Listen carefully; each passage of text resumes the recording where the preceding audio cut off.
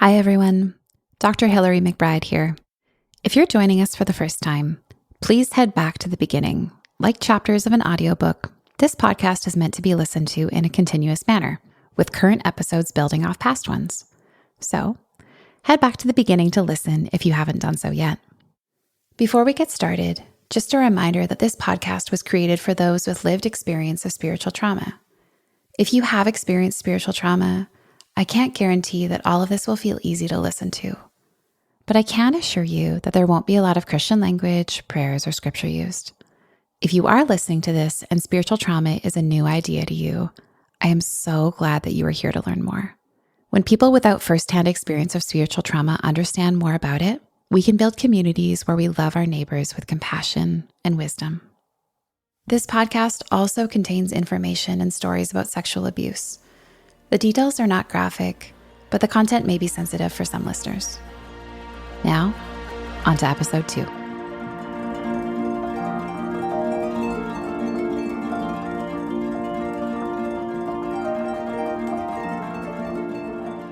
I want to talk to you about Sigmund Freud. Dramatic pause here for you to chuckle, spit out your water, shake your fist, or turn up the volume, depending on how you feel about his work. I know that many of you are going to think, leave it to the psychologist to get Freud into the conversation. But there's a good reason for this, and it's likely not what you think. Originally a neurologist, Freud's theories are prolific, and as a founder of the talking cure, as psychotherapy was originally called, the field of mental health owes a lot to his work.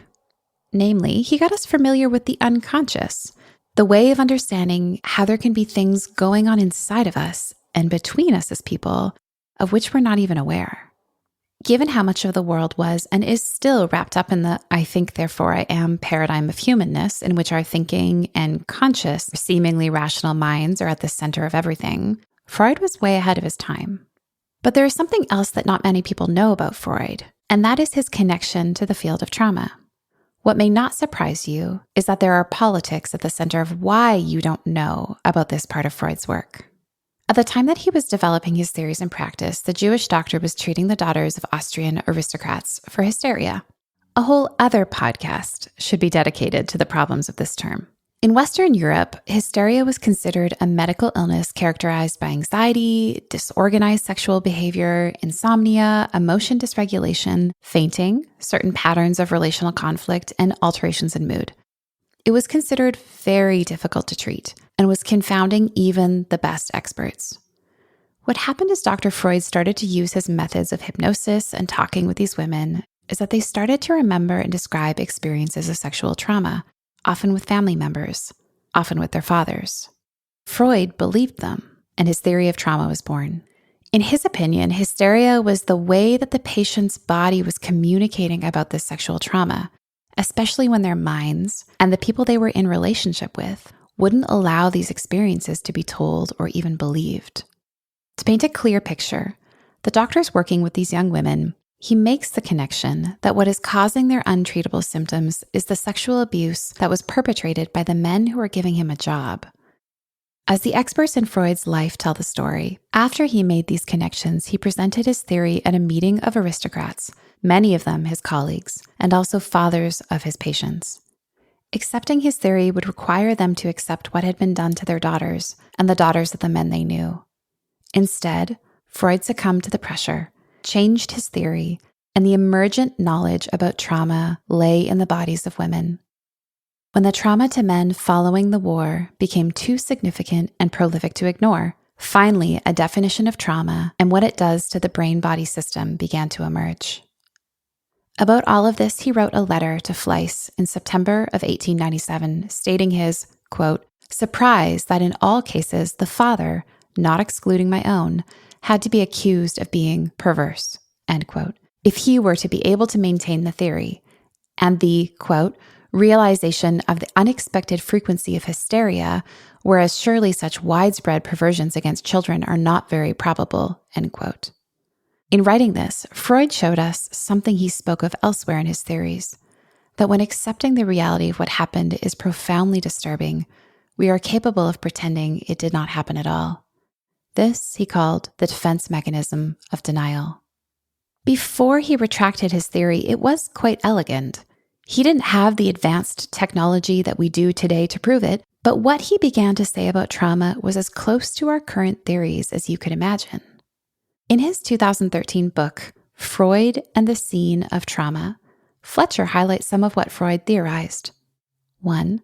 Trauma does not disappear, even if we don't talk about it, especially if we don't talk about it. It lives in our bodies and keeps reappearing. 2. It comes with a kind of physical and emotional charge, and that charge needs to be released from the body for us to heal. This is why things come back to us over and over again in the form of our fears and nightmares and hauntings, so to speak. It is our bodies playing it all out again, hoping it could be different this time. And 3, when we can't or don't do this, the trauma creates what is called strangulated affect. The normal discharge of emotions is repressed, stuck in the body, causing symptoms like anxiety, pain, and illness. Well, Dr. Freud, you were wrong about a lot of things, but you were very right about that. My name is Dr. Hilary McBride, and this is Holy Hurt, a podcast exploring spiritual trauma and healing.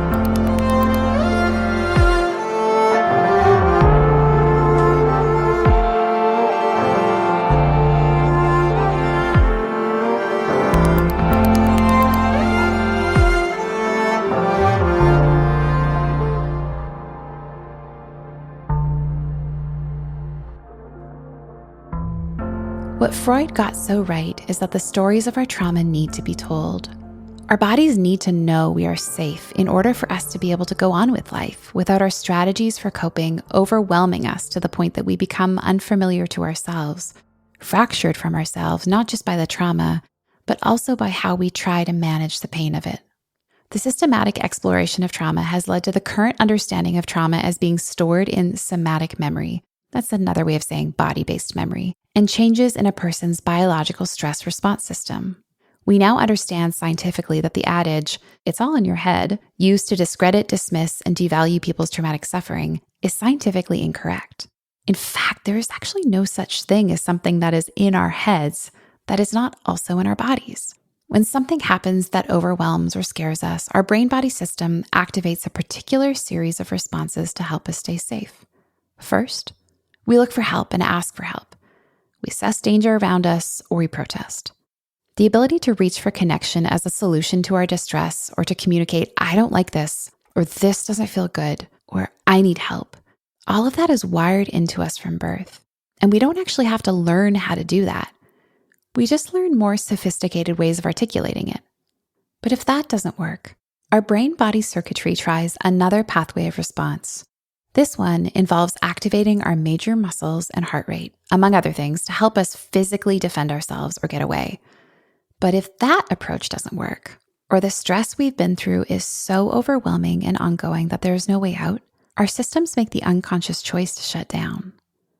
Our bodies instinctively know how to preserve energy, decrease the threat by not drawing more attention to ourselves, and living in a kind of shut down, non-real, pseudo-alive state that can range from depressive hopelessness to overwhelming fatigue and barely conscious.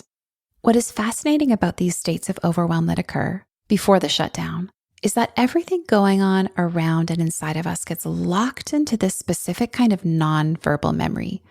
The states of charge associated or paired with the people around, what they're saying, the place, the smell, the sound, the posture of our body, the time of day, the time of year, what we were feeling inside, even what happened before something happened, and certainly what happened after, can all get included in this sandwiching of sensation and overwhelm.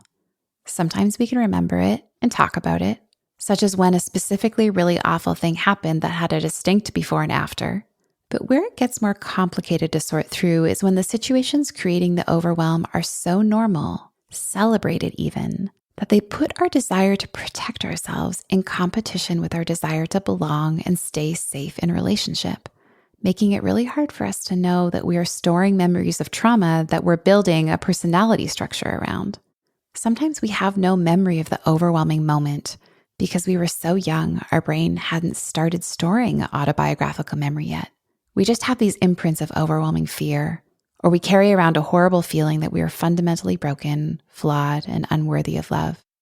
Although nobody comes into the world thinking that about themselves, when someone has experienced harm at such an early age that they don't remember the details, the feeling of the shame, the aloneness, and the fear can get woven into their sense of identity so intimately that it's hard to believe this is even a trauma response and not just the truth about who they are as a person.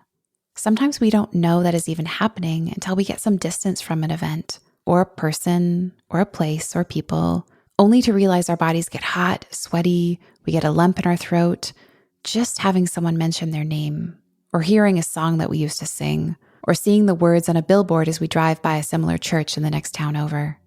Our bodies are so skillful at trying to protect us from what once hurt us that we can react as if we are experiencing the threat again, as if we are back in the event or with that person just by thinking about it, or when reminders of it happen, including the same smells, sights, postures, time of day, words, or contextual pieces are present. A key feature of trauma is that these sensations, memories, and activations get locked into place during the trauma and stay stuck there. Like if a light switch gets turned on as we rush down the stairs in the middle of the night after hearing a loud noise, but the switch never gets turned off. Traumas, by definition, dissolve the neatly arranged ideas we have about time, blurring the categories of the past, present, and future, the pain and terror of the past alive in our nervous system in the present as we anticipate future distress. In a seminal 1994 publication addressing trauma in the body, psychiatrist Dr. van der Kolk highlighted how the stress of these overwhelming traumatic events create long-term reminders of what happened, which are associated with chronic changes in the body's stress response system and alterations in memory. This ongoing stress from the trauma alive in our nervous system changes the way our stress hormones are released in an ongoing manner and alters how we perceive the sensations in and around us. Because memory lives in our systems in a different way when it's traumatic, as opposed to the kind of memory you use when doing your times tables, the memories cannot be integrated and processed the same way, leaving people feeling like they are constantly reliving the past traumas. This is often complicated by the frequent misinterpretation of neutral experiences as potentially threatening. There is so much more I could say about trauma, traumatic memory, dissociation, and the way it's both exceptional and all around us. The scientific literature about traumatic stress is riveting. Learning about it all is like peeling back the invisible layers we tell ourselves as a society about how okay we are, how rational we are, how individual we are, how chaotic our inner worlds are. The neurobiology of traumatic stress and its healing is particularly elegant, surprisingly simple, and hauntingly poetic. Although from the inside, trauma feels chaotic and disorganized, our bodies really have so much order to them. What we need to heal is surprisingly simple. As Dr. Judith Herman says, trauma is, quote, unspeakable, yet demands to be told, end quote. Trauma demands to be seen, to be healed, to be held in community for us to know the aloneness and terror of the overwhelm is over. If you heard nothing else of what I said earlier, I want you to hear these two things. First, that our bodies are central in the conversation about trauma and are actually having a conversation about trauma. Our bodies tell the story that our minds sometimes don't know how to use words for, that our minds might not be ready to believe even. And in doing so, our bodies are directing us towards healing. And second, our nervous systems, our minds and bodies, our individual experiences of being human, it's not so individual after all. We're in relationship with others so foundationally that when people hurt us, it can devastate our sense of the entire world. But when others help us, it can be the foundation of our ability to heal from what happened. Right from the get-go, when things were scary for us, our bodies knew how to look around to see who was there and who could help, literally. It's called the orienting reflex, and it activates the muscles in our neck and eyes to see our caregivers, to see who's around, to find help. That drive that was right there from the beginning is still there, no matter how far from it we feel, waiting in the wings to help us find the places of connection that will help us on the road to healing. The specific process of healing trauma is something we'll give much more time to in later episodes, but we can't understate how much information about trauma is itself a form of healing. In communities of faith, where information about science, psychology, or trauma were often withheld or portrayed as threatening to faith, people are often left without a shared understanding of their own experience, or without the awareness of the damage that is ever being done because of the lack of shared social tools for interpretation. This, according to Fricker and Panchuk, is called hermeneutical injustice. How can groups of people know they're being hurt when they're deprived of the social understanding to identify that hurt, either when it happens outside of them and around them, or when the markers of it make themselves known through the body? When we cannot identify what is happening to us, it is hard to have a coherent narrative which identifies why we might feel so awful inside that points to appropriately the source of the injury is coming from an abusive system or toxic beliefs or leaders who manipulate or abuse. For many people, when we feel so awful inside, the only answer is that we feel awful inside because we are awful. The echo of the anthem from our communities ringing in our ears. If we had tried more, had more faith, prayed more, said the prayer correctly, we wouldn't be feeling this way. The feelings of anxiety or shame or self-hatred are the mark of what happened to us, instead of proof that we need saving, proof that we are bad, proof that we cannot trust ourselves. And we can disappear into a system a little bit more. To not understand what has happened to us and blame ourselves is actually part of how the problems in these systems continue. Thus, the understanding of what's going on is part of our healing. Knowledge and voice can be so healing, liberating, and empowering that at times abusive leaders intentionally keep knowledge about psychology and science from people to keep them powerless, afraid if they understood what was happening to them that they would see through the systems harming them and leave. This is not so different from how traumatic religious and spiritual context reinforce the swallowing of one's voice. To not be able to speak about what happened or is happening is a symptom of the context. To be able to tell one's story, to use one's voice, even if just for oneself, can begin to heal the fragmentation, making visible what was invisible, and then allowing it to begin to heal.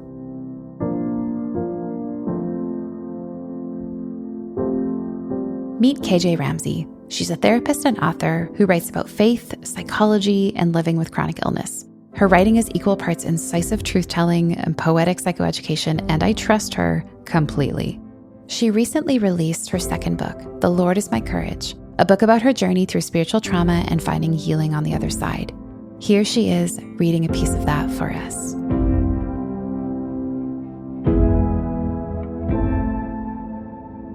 Silence can soothe us, and silence can scar us.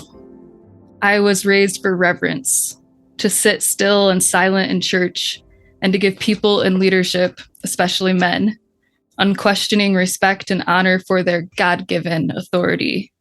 I learned to raise my voice when grace amazed me, but relegate it into silence when harm alarmed me.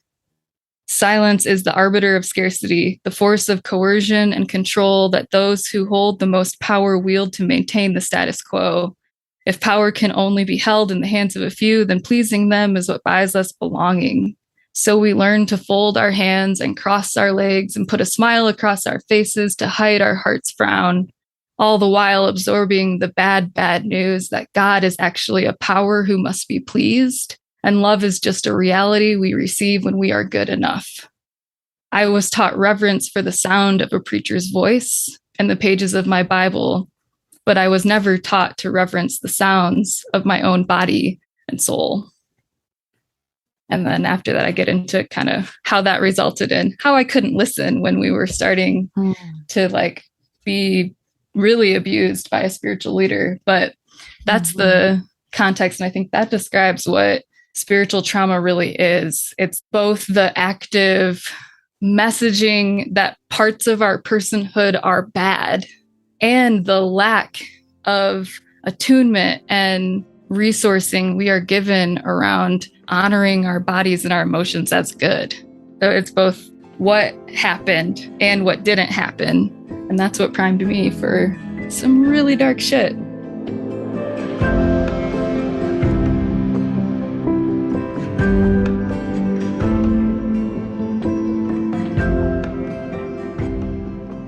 We've already started to sketch the nature of trauma, both its development and its healing, as experienced within an ecological system. If you are new to ecological systems theory, let me pause here to map out how the things we've talked about so far in the podcast are connected to where we're going.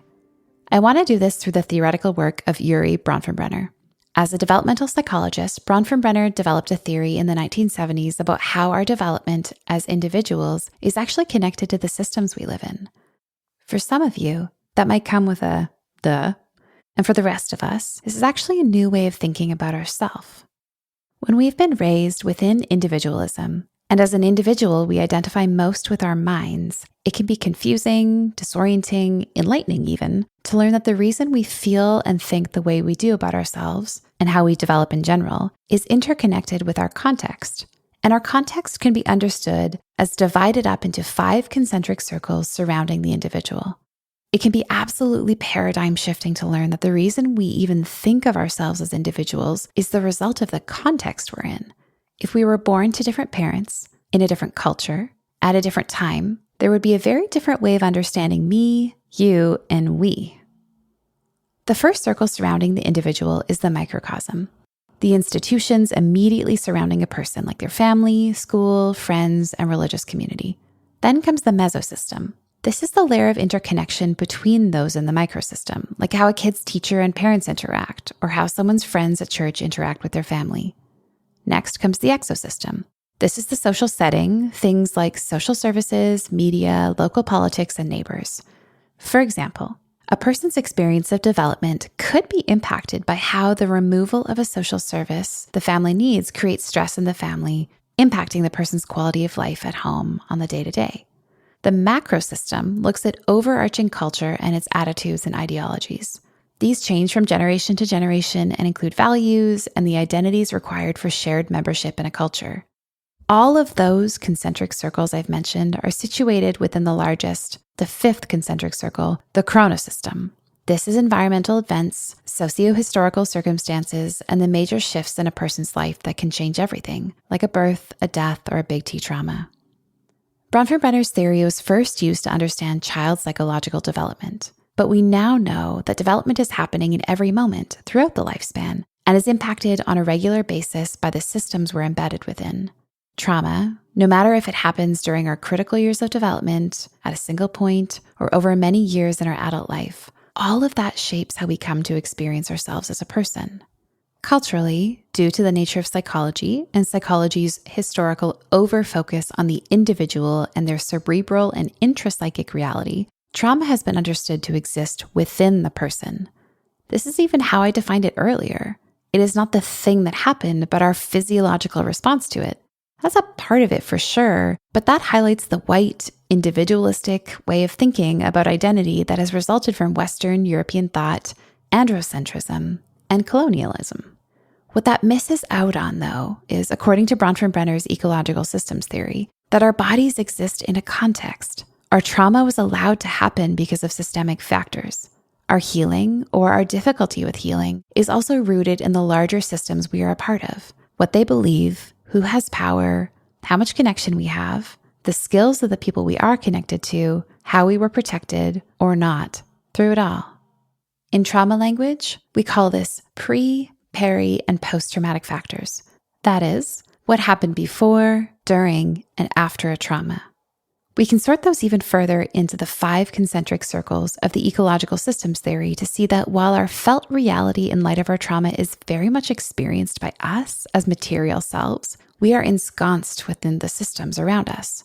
Ideally, those systems support our development, but that's not always the case, particularly when it comes to spiritual trauma. I want to introduce you now to a friend of mine, Dr. Roberto Che Espinoza.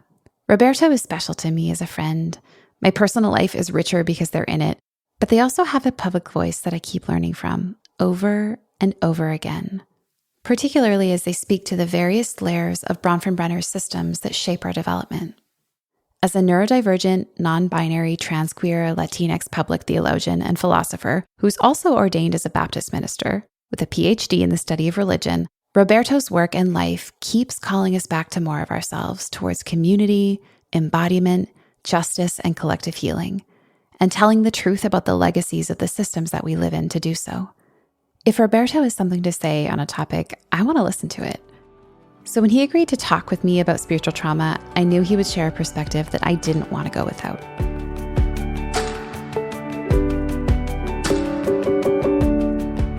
The thing that comes to mind is just my own experiences with people who are in religious leadership, clergy, pastors, who couldn't hold my complexities as a human being. And the one example that I have that seemed to play out in different ways in many different communities, and I think with different people, is during my ordination process in Chicago 2.5 decades ago, a white gay man said to me, he was the interim pastor, a white gay man said to me, when I identified as queer, his response is, "You have an allergy to yourself." And I think that that is emblematic of a lot of us who are on the margins of the margins, who are different. We experience this barrier in religious leadership that ends up being an acceleration of harm that gets played out in different ways. What I mean is, when I am being told I have an allergy to myself, it causes shame, it causes discomfort, it causes me to disconnect even more to myself when I'm already struggling to be present and be a part of a community that at the end of the day just can't hold my complexities. And I think this is one of the primary ways that spiritual trauma happens, is this inability to create a container, hold space, be in connection with those who are radically different. That there is this requirement for those who are different to assimilate into a norm. And I think that is dangerous. And I think that ultimately causes a lot of spiritual harm and trauma. And I mean, it was the moment, the catalyst that caused me to leave the church 2.5 decades ago. You know, I'd come from Texas where I had sort of understood myself to be different sexually and gender-wise. At the time, non-binary didn't exist and transgender did, but I did understand myself as transitioning from point A to B. I understood myself in occupying the gray matter of gender. And I think because I was illegible to this white, gay, male pastor, that then meant that I couldn't be accepted and therefore I couldn't belong. And it was a real tragic breakdown for me because I lost everything that had shaped and formed me up until that time. And I think this happens in a lot of different ways to darker skinned people. You know, you're just too black or you're just too brown, right? This harm that happens when those in power, those in leadership require a certain assimilation or a certain form of connection. And I think people like me who are trans, non-binary, Latinx, so of color, of a different culture, also someone who is neurodivergent, you know, I just am a complex being that needs that in reciprocity when it comes to connection. So that's the first thing that comes to my mind when I think about spiritual trauma, is just sort of my own leaving the church. I think in that circumstance that I was just reflecting on, I think it's an abuse of power. And in the example I just gave, here's someone with a lot of power who can make or break a process. And I think religious leadership is often in that space, in that position that is able to start or stop, make things happen or not. And it just comes down to an abuse of power. And, you know, people ask me all the time, do you think there are healthy forms of power? I do. It's, you know, healthy forms of power are ones that don't cause harm.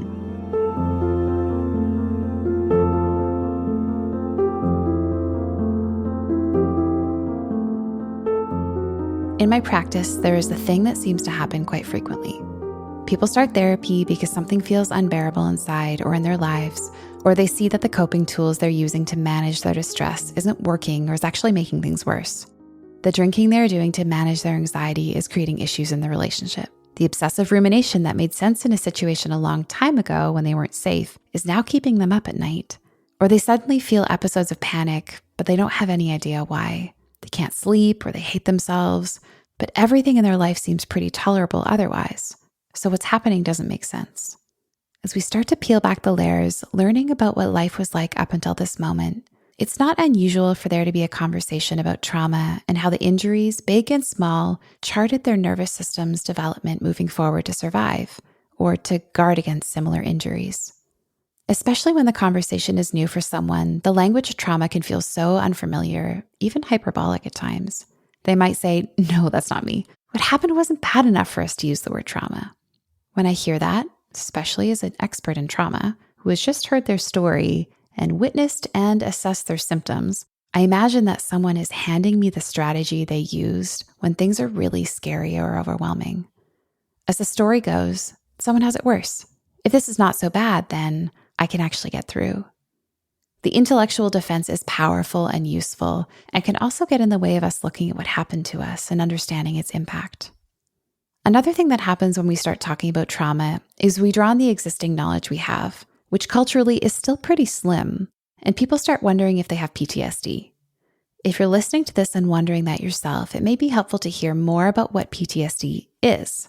PTSD is the acronym for a disability called post-traumatic stress disorder.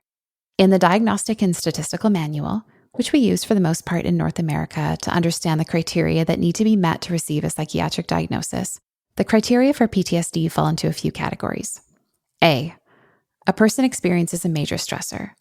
There's direct exposure to the stressor, or they witness the trauma happen to someone else, or learn that someone close to them, like a dear friend or family member, experienced a significant trauma, or they repeatedly encounter the details of trauma through other people, like in the case of therapists or first responders. B, their body tends to re-experience the trauma in at least one of a few ways. We call these intrusions because they're unintentional, unchosen, and they interfere. Unwanted, upsetting memories, nightmares, flashbacks, serious emotional distress, or physical reactivity after remembering the trauma.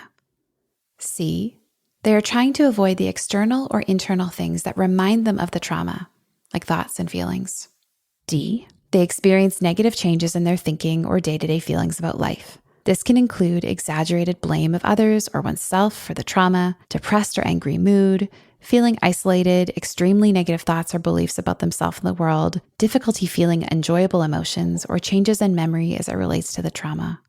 Although it's not required for the diagnosis, people often also experience irritability, risky behavior, feeling keyed up or on edge, difficulty concentrating or sleeping, or feeling like the world is dreamlike, unreal, or their body is detached from who they are. These symptoms have to last at least 1 month after the event and significantly impact the relational, social, and occupational functioning in a negative way. As we become more culturally proficient in the language and understanding around trauma, it's important to know a few things about PTSD and the diagnosis. First, not everyone who has PTSD will know that they have it.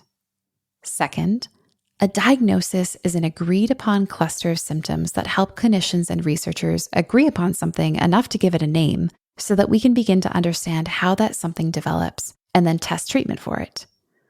Third, but a diagnosis is necessarily exclusive. Most people who have trauma will not have PTSD. In fact, some people who have experienced the most profound trauma do not have a PTSD diagnosis. How could that be, you ask? Well, fourth, PTSD is a diagnosis that orients around one specific thing, what we call an index event. That is the first criteria I listed above, a singular major trauma.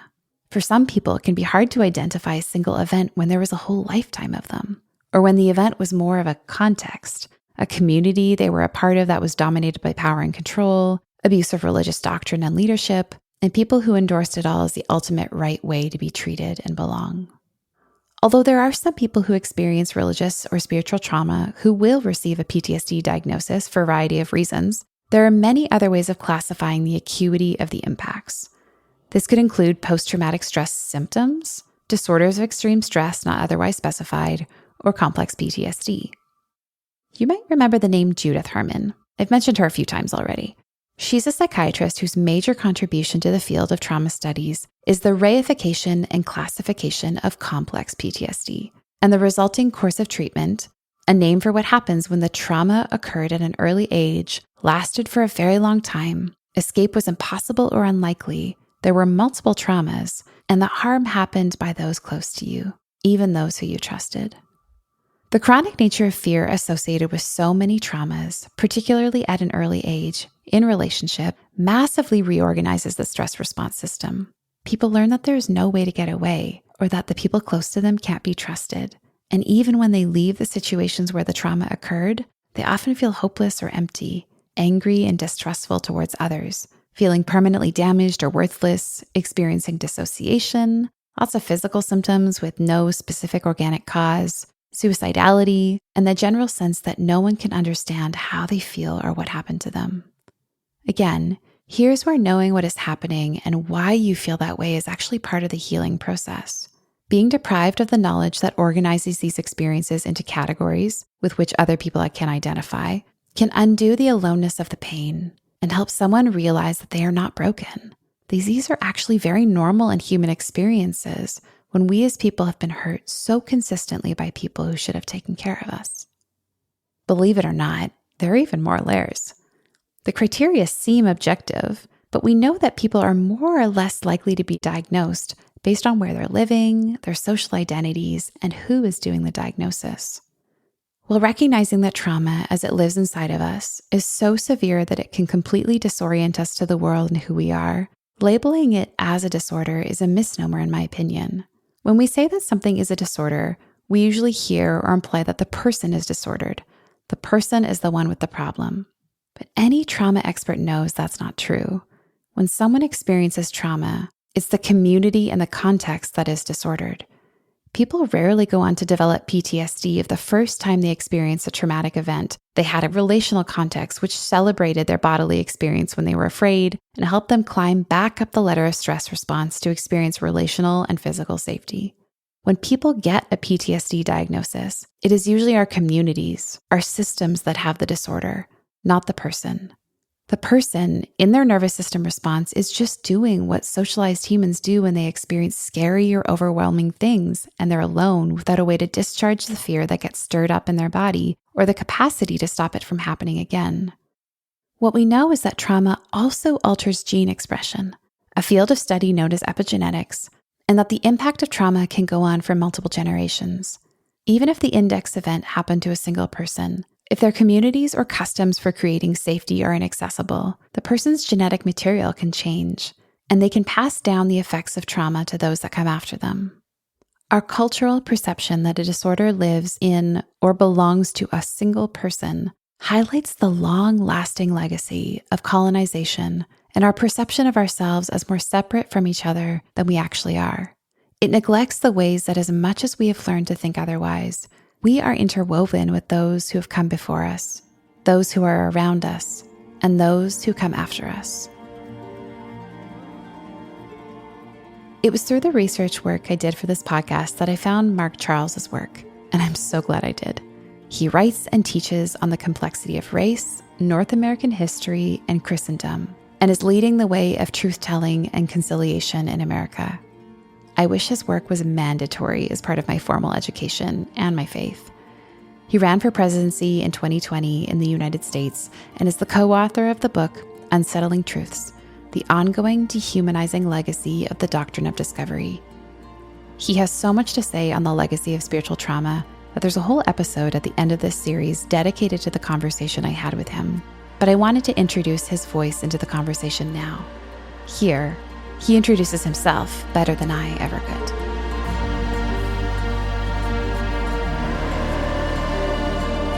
So yate Mark Charles Yinishya Sin Bakadan Nishla Dr. Higlini Basichin Sin Bakadan Dr. Chader Tolochini Dashanella.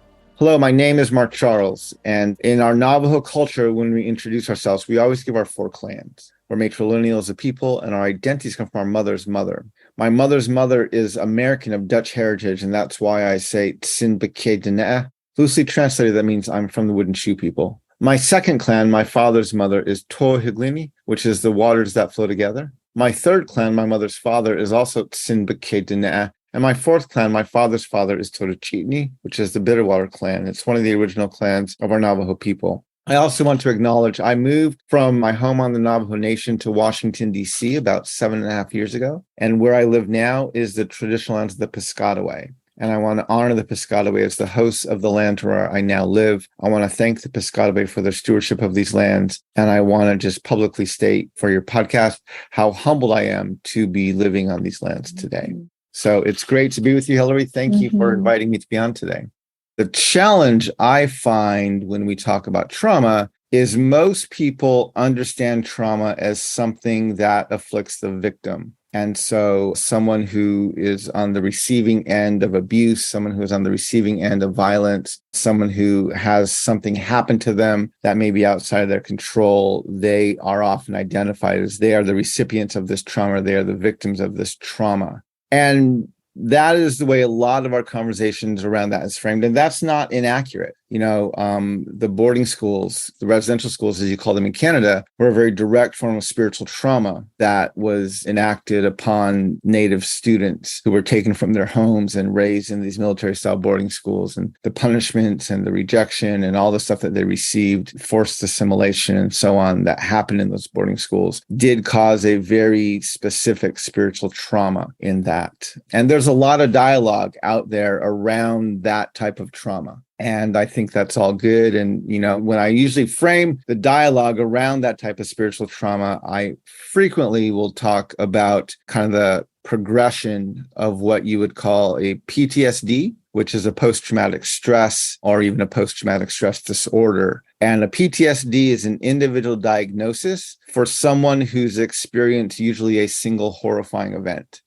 So if you're assaulted or if you're in a battle or you're in a car accident, you can have what's called a PTSD. It's an individual diagnosis. It affects you mentally, physically, emotionally, relationally. It's kind of this all-encompassing condition, but it's individual from a single event. There's also something, and not as many people are aware of this, of what's called a complex PTSD. So a complex PTSD doesn't come from a specific event. It comes from a series of events. So if you get PTSD from being assaulted, you can get complex PTSD from living in an abusive relationship. If you get PTSD from being in a battle, you can get complex PTSD from living in a war zone. And psychologists, as you are well aware, has observed that the symptoms of a complex PTSD can be observed in the children and the grandchildren of the people who experience the trauma. There's not an exact understanding of how it got there, but they can definitely observe it, the symptoms in the children and grandchildren and future generations of the people who experience that trauma. And then we have what's called an HTR, historical trauma. And this was first observed in Native communities. And HTR is not an individual diagnosis. It's actually how psychologists understand the dissatisfaction in a broad community. So it was observed in Native communities after residential schools. You can see it in the States and African-American communities after enslavement and segregation and Jim Crow laws. You can see it in Japanese Americans in the US after internment camps. You can see it in Jewish people after the Holocaust. I frequently refer to HTR as a multi-generational communal manifestation of a complex PTSD.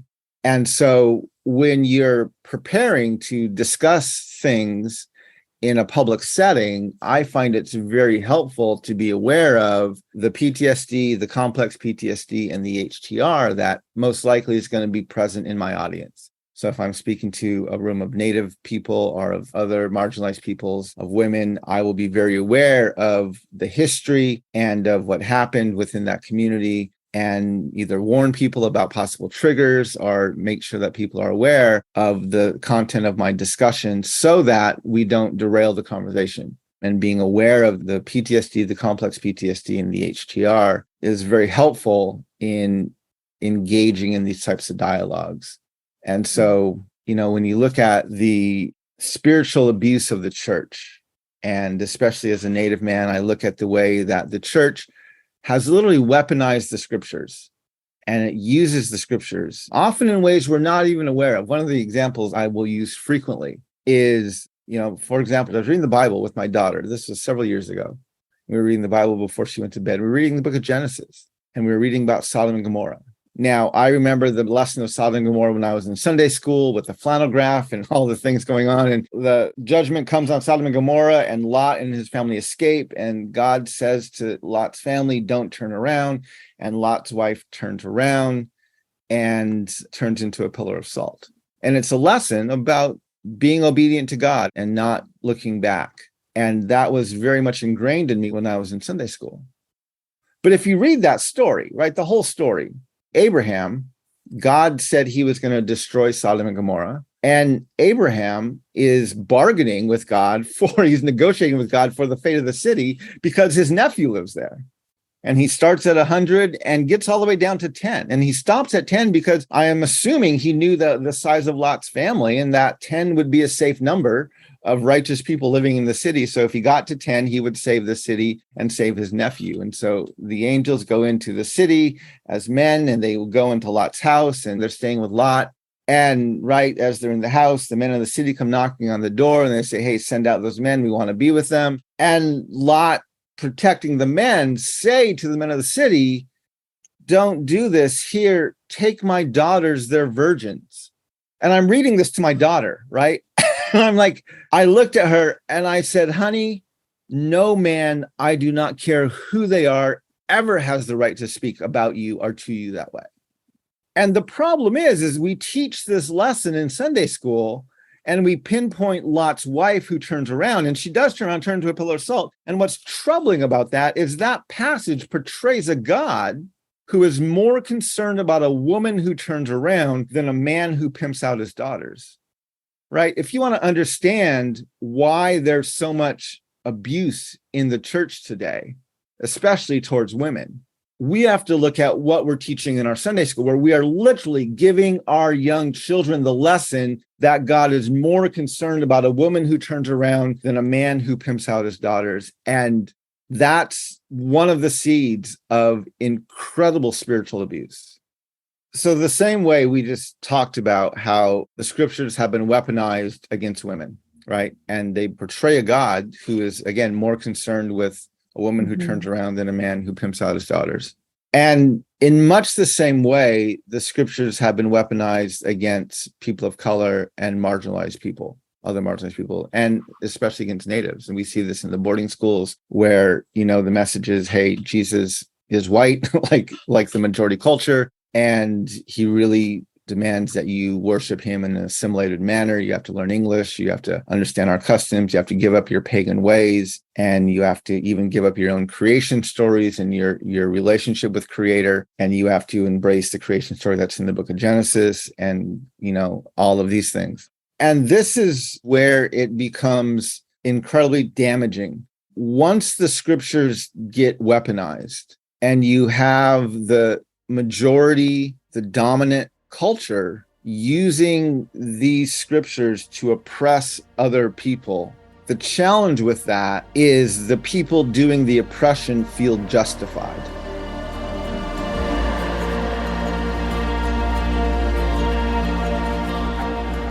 When the impact of the trauma is based on the person's system and the lasting impact it has on them, it can start to leave us feeling a little disoriented. Perhaps there's too much subjectivity in that definition, especially when we come from systems which have taught us to mistrust our bodily knowing and made us disavow what we experience. Because of some degree of familiarity with things that are traumatic, in the culture at large, we are better at identifying the individual and horrific events which are likely to create a profound and traumatic imprint on our lives. Sexual violence and physical violence are typically more easily identifiable. When someone was hit and there is a bruise, we can point to something and say, yes, that is awful and harmful, and something definitely happened to you that caused the trauma to your body. But we might need more help identifying dynamics, cycles, and behaviors which are more commonly occurring at the individual and systemic level when it comes to spirituality. These are often harder to identify, especially when we're used to them. I've combed the literature, clinical and scholarly, and summarized the common factors below. Spiritual environments, relationships, or contexts which are most likely to result in trauma include the following: control, consequences, compliance, codependence, and culture. There is usually high degrees of control in the system or the relationship where someone or some system has a lot of power, either self-appointed or conferred by someone else, and they use it to control others. The power is enacted in a top-down manner. The control can be exercised regarding behavior or one's thinking. This comes with rigid rules and, not surprisingly, severe consequences for breaking those rules. The consequences could include rejection from the community, public or private shaming, or the expectation of eternal conscious torment in hell, or the threat of any of these. These severe consequences usually create conditions where a person feels that they have to be compliant and is usually told that compliance is expected of them.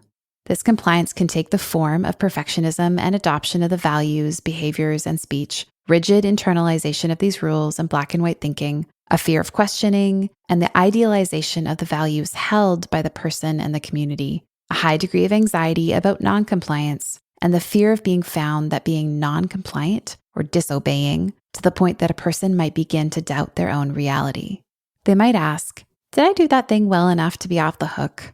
But when another person or system has so much power and demands total allegiance and alters the person's ability to trust themselves, make decisions on their own, and know what boundaries they're entitled to, a person has become codependent to the leader, community, or system. This codependence shows itself in the diminished sense of self, the giving away of personal power, in some cases, the disavowal of a person's sense of rights and agency and voice as a whole, and the unquestioning giving away of trust. They can look to someone else for approval, be unable to make decisions on their own, be unable to feel their own feelings, and may not be able to trust themselves. All of this happens and is supported to continue because there is some sort of cultural factor, either in the community at large, dominant culture in the broader sociopolitical context, or the culture of the person's first family and early development. Control, consequences, compliance, codependence, and culture. I chose those 5 words because alliterations help me remember things, but something is lost with each word that we choose.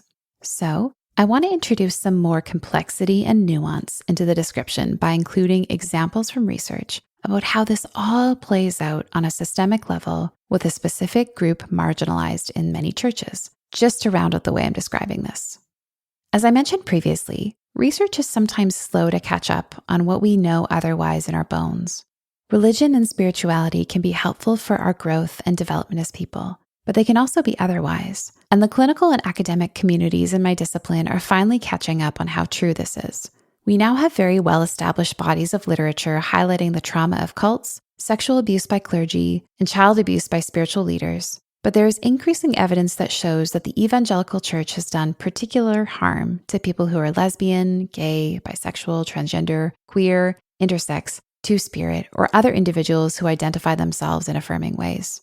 In 2022, Hollier, Clifton, and Smith-Mary published a paper in Clinical Social Work Journal entitled Mechanisms of Religious Trauma Amongst Queer People in Australia's Evangelical Churches. The paper presented the results of original research, which explored the process through which the queer members of the church communities experience psychological trauma.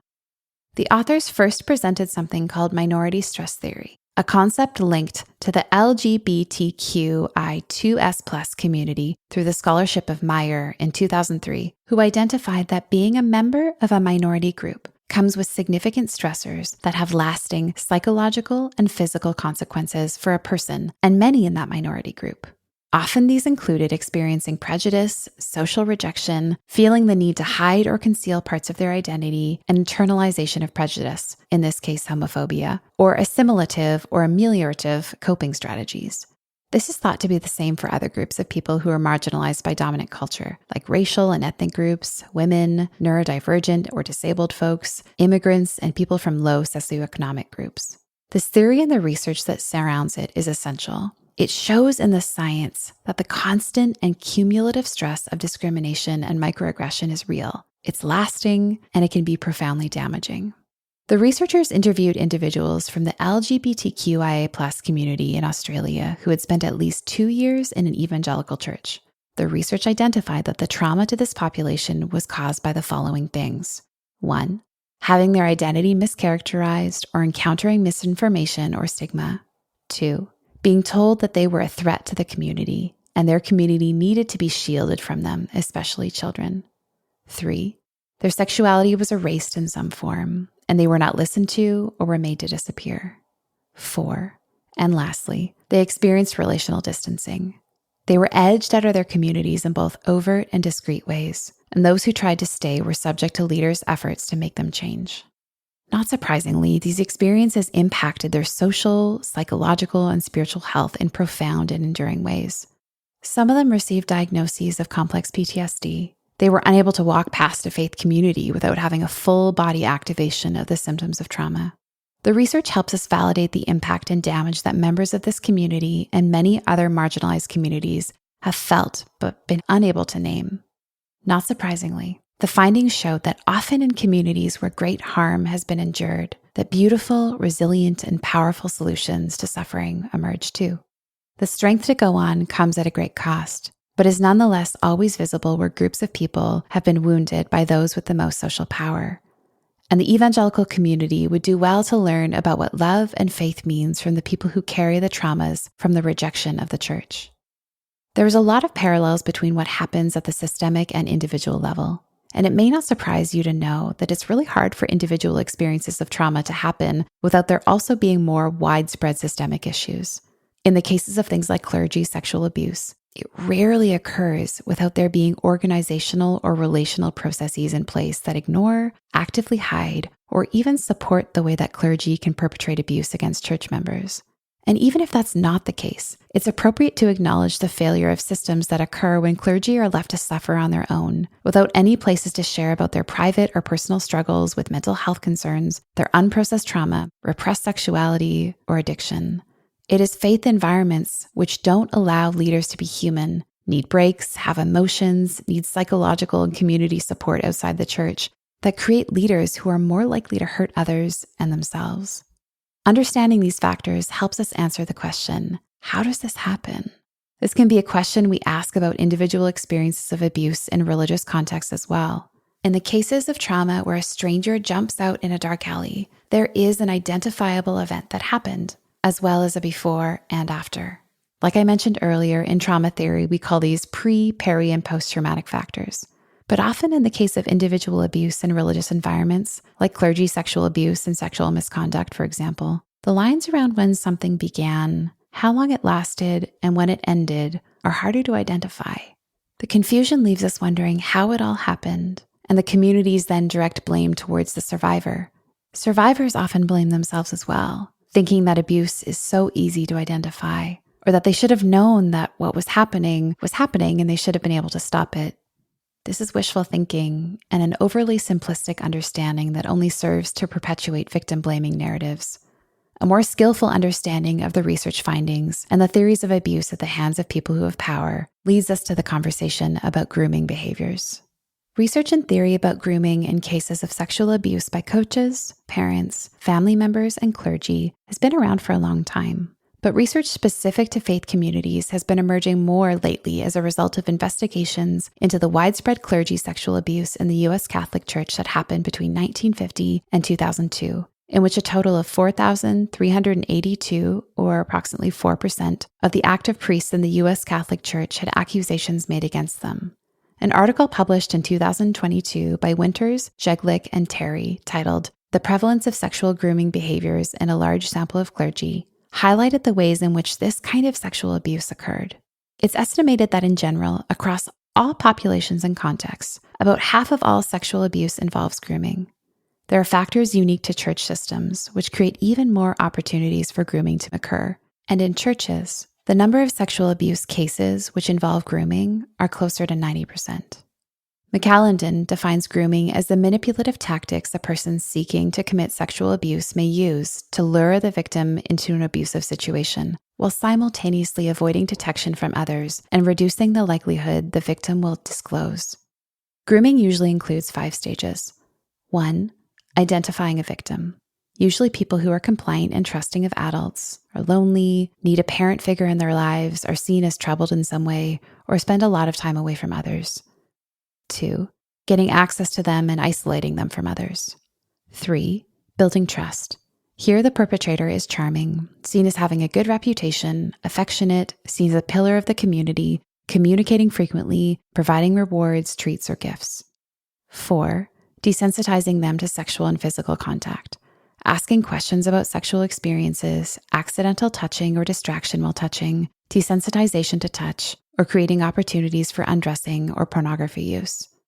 And 5, maintaining abuse. This happens when the perpetrator makes the victim feel responsible, explicitly says not to tell anyone or that no one will believe them, convincing them it is normal, threatening harm or rejection of them or their family if they tell, or encouraging specialness or secrets. While grooming is similar in many contexts where it occurs, research by Farrell and Taylor from 2000 showed that clergy often use spiritual manipulation to exploit their authority. This includes the respect they have as leaders in their community, as being understood as in persona Christi, or a stand-in for Christ on earth. Because others see the clergy member as trustworthy, even if grooming has occurred, survivors may doubt they will be believed if they tell anyone, or anticipate the profound loss of community, conflict, or public shame that would occur should they tell anyone what has happened. It's easy to hear all of this and feel profound grief and anger.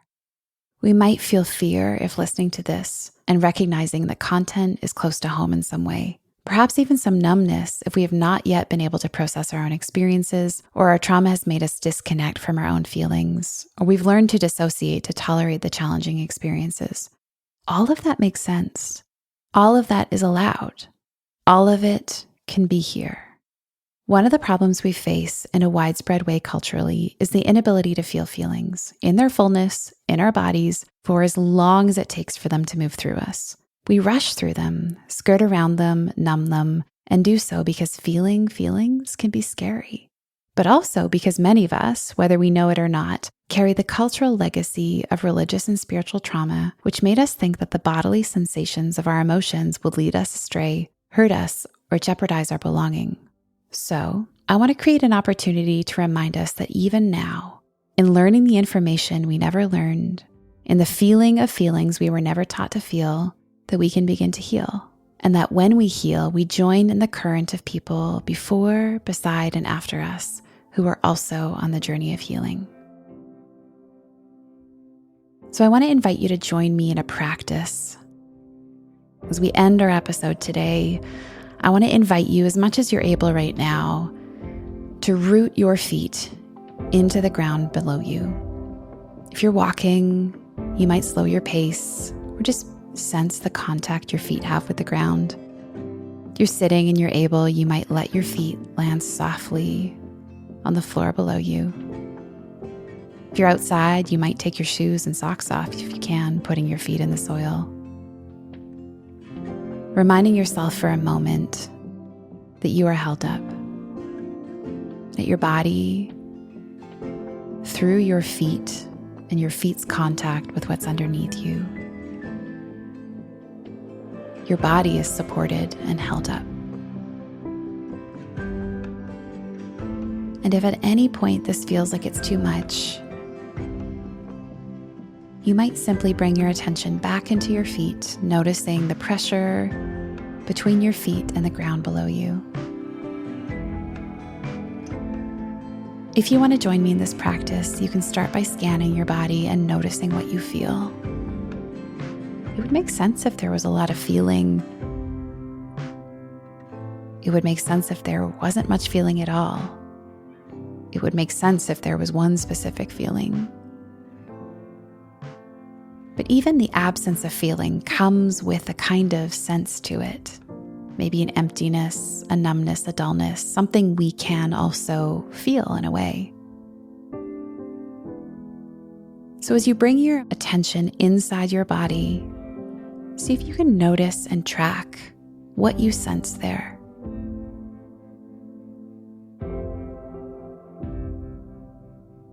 As you notice it, you might recognize it as something familiar, perhaps something that has a name like anger, or disgust, fear, or sadness, or relief, or maybe a bunch of those at once. Let's see if you can give that sensation, that emotion, your attention for a few rounds of breath. As if you were saying to that feeling with your attention, you're allowed to be here.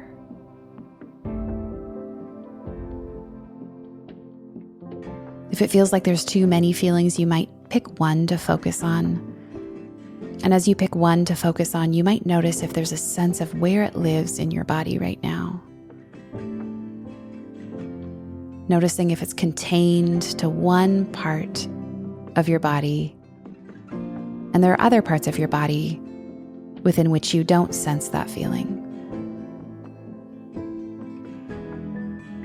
In a sense, you're feeling the edges of that feeling, recognizing that there might be parts of you that are not completely taken over by it.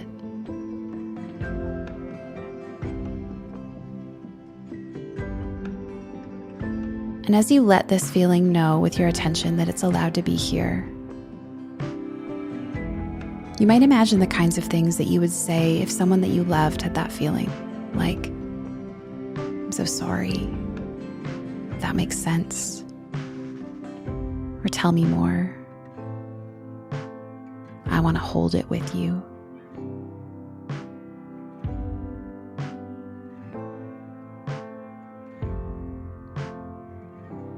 And if this is where you want to land, or maybe it feels like it's too much, if it's true, you might tell that feeling that you'll come back for it later. And if you do actually say that, it's a good idea that you follow through. Building trust with yourself comes from keeping these promises to yourself that if you set something aside, that you do come back to it later if you say you're going to. So if it makes sense for you to come back to one of these feelings later, think about when you might be able to do that or what supports you might need to help you with that.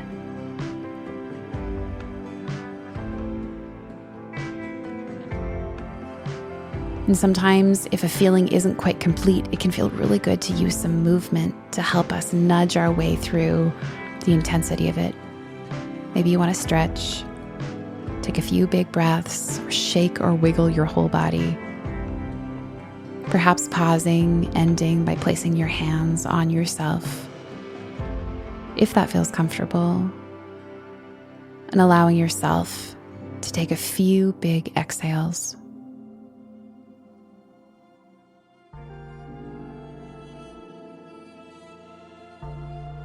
Thank you so much for listening.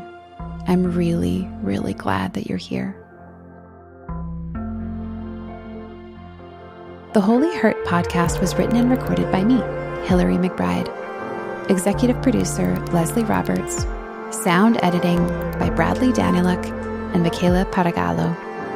Music and scoring by John Guerra. Adapted from the album Ordinary Ways. Strings performed by Valerie Guerra. Logo and art from Courtney Searcy. This episode's guests are KJ Ramsey, Roberto Che Espinoza, and Mark Charles. This podcast was made possible by Sanctuary Mental Health Ministries. Sanctuary equips the church to support mental health and well-being. They provide free resources that meaningfully engage the topics of faith and mental health. The content is developed in collaboration with mental health professionals, theologians, and people with lived experience of mental health challenges. These resources prepare communities of faith around the world to raise awareness, reduce stigma, support mental health, and promote mental well-being. To learn more and access these resources, please visit sanctuarymentalhealth.org.